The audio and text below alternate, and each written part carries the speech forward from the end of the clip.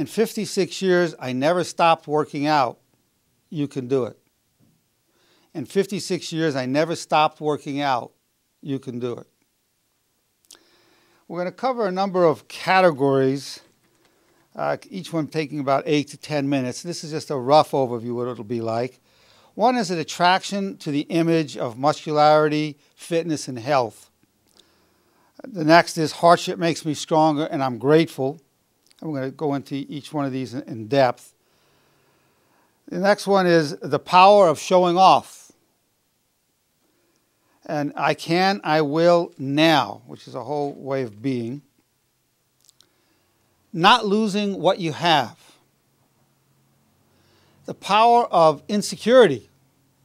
The power of insecurity. Novelty, the need for novelty in your workout routine. And then goals. So we're going to have at least 10 categories. There'll be other things thrown in as we go along. So let's start off talking about attraction to the image of muscularity, fitness, and health.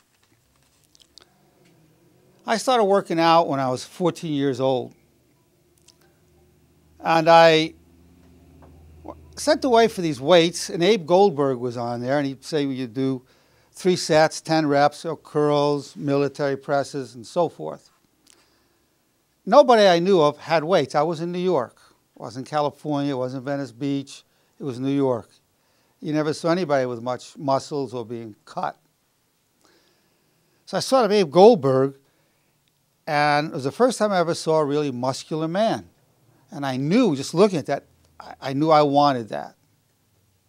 There was no doubt in my mind. I was very drawn to that muscularity.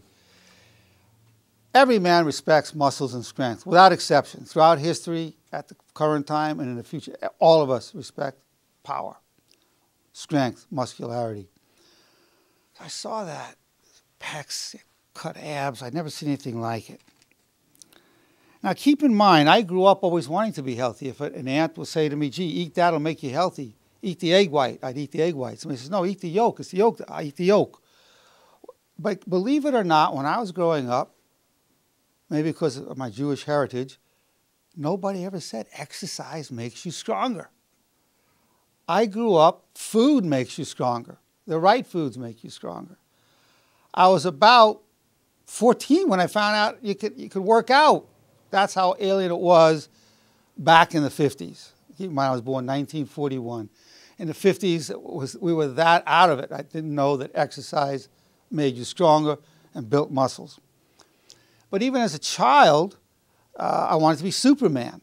And I'm sure many young men and boys, they see these images, their favorite characters on TV or in the comics, and you want to be them. You want that power. You want to be Batman, Superman, whatever. We had Captain Marvel back then. So that shows the primitive attraction to it. So the issue is attraction to the image in terms of staying with working out for 56 years, and I never stopped. I was always doing one form of workout or another, primarily weights, at least 50 years of weightlifting. There has to be a powerful attraction to that image. And essentially, it's a journey of living your destiny. The destiny to be all we can be spiritually, mentally, emotionally, physically, power-wise, strength-wise, to manifest our full potential. There is that drive to do that, to live our destiny. Now, the next time I ever saw a man with muscle, it was a laborer. I was with my friend Richard Wolfman. We were sitting in his kitchen, looking out the window, and we lived in Huntington Station in Knickerbocker Knolls. We looked out, and we saw a laborer. He was taking one of these things to dig a hole to put in fence posts. And we saw him doing that. And he had abs. He had powerful shoulder muscles. I'd never seen it before in person. And we both looked at each other like we both understood that we admired this. I never forgot the image. I never met the guy before or after, never talked with him. I only saw him through looking through the kitchen window of Richard Wolfman's house.